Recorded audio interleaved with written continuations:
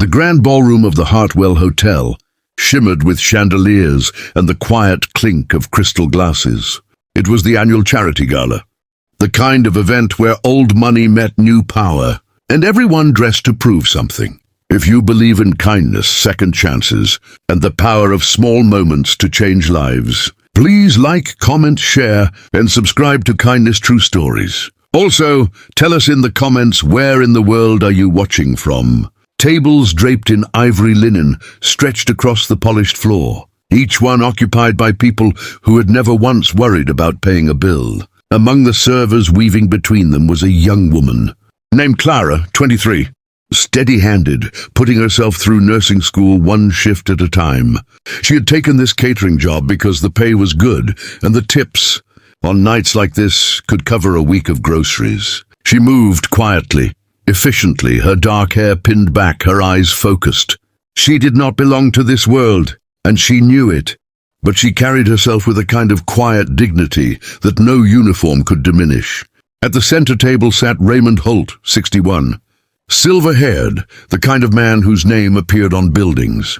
He had built his fortune in real estate and spent the last decade making sure everyone in every room knew it.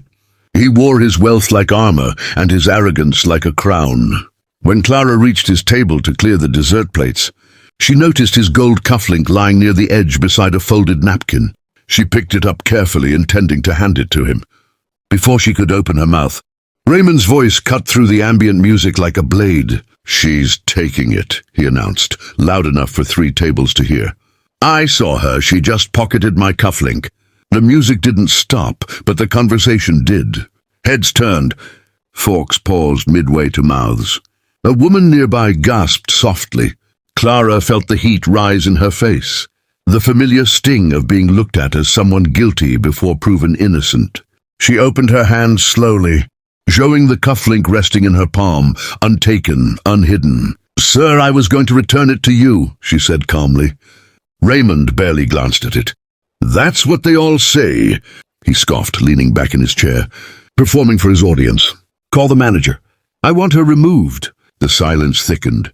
Someone pulled out a phone. A nearby event coordinator began walking over, already wearing an apologetic expression aimed not at Clara, but at Raymond.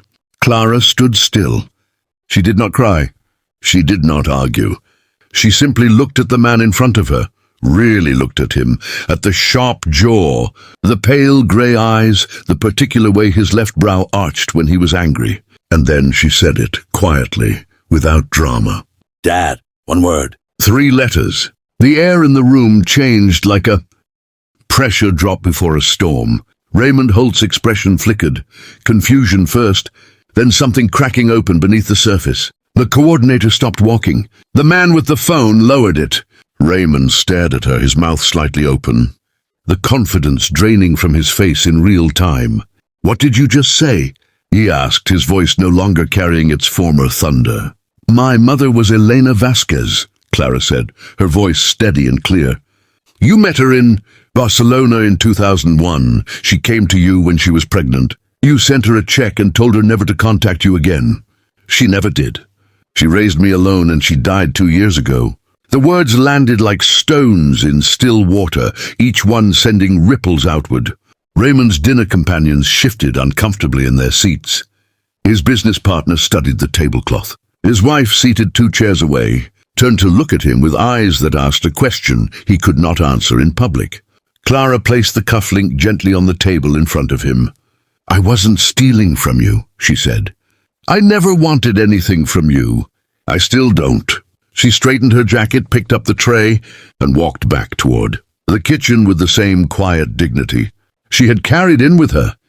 Raymond Holt sat motionless, surrounded by people and utterly alone, facing the reflection of every choice he had made in the composed, unshaken face of a daughter he had abandoned before she ever took her first breath. The truth had not arrived with noise or accusation.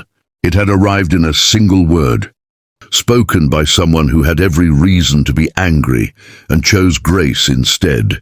And that made it more powerful than anything money could ever buy. If this story moved you, please give a like. Share it with someone who needs to hear it. and subscribe to Kindness True Stories for more powerful stories that remind us what truly matters in life.